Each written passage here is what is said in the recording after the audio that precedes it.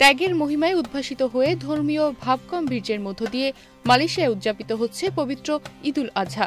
পর্যটন নগরী ও মুসলিম সংখ্যাগরিষ্ঠ দেশটিতে অবস্থানরত প্রবাসী বাংলাদেশিরা ছাড়াও সে দেশের মুসলমানরা এই ঈদ উৎসবে শরিক হয়েছেন। ৭ জুন শনিবার মালয়েশিয়ার স্থানীয় সময় সকাল ৮টা ১৫ রাজধানী কুয়ালালামপুরে জাতীয় মসজিদ নেগারায় সবচেয়ে বড় ঈদের জামাত অনুষ্ঠিত হয়।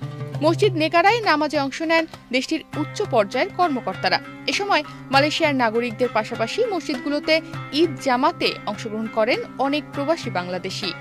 নামাজ শুরুর আগে মসজিদগুলোতে বয়ান পেশ করেন সম্মানিত খতিবগণ।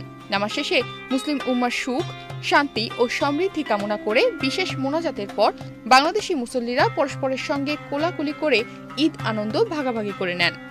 রাজধানী কুয়ালালামপুর ছাড়াও মালয়েশিয়ার বিভিন্ন শহরে ঈদুল আজহা উদযাপন করেছেন প্রবাসী বাংলাদেশিরা।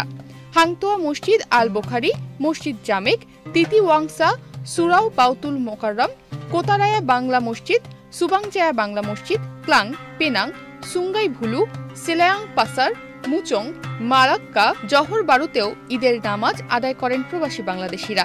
নামাজ শেষে অনেক জায়গায় প্রবাসী বাংলাদেশিরা পশু কোরবানি করেন। ঈদুল আজহা উপলক্ষে মালয়েশিয়াস্থ বাংলাদেশের হাই কমিশনার মোহাম্মদ শামীম আহসান দেশটিতে বসবাসরত প্রবাসীদের ঈদ শুভেচ্ছা জানিয়েছেন। এছাড়া ব্যবসায়ী, রাজনৈতিক, মুক্তিযোদ্ধা ও সুশীল সমাজের নেতারাও প্রবাসীদের ঈদ শুভেচ্ছা জানিয়েছেন। নিউজ ডেস্ক, বাংলাদেশ প্রতিদিন।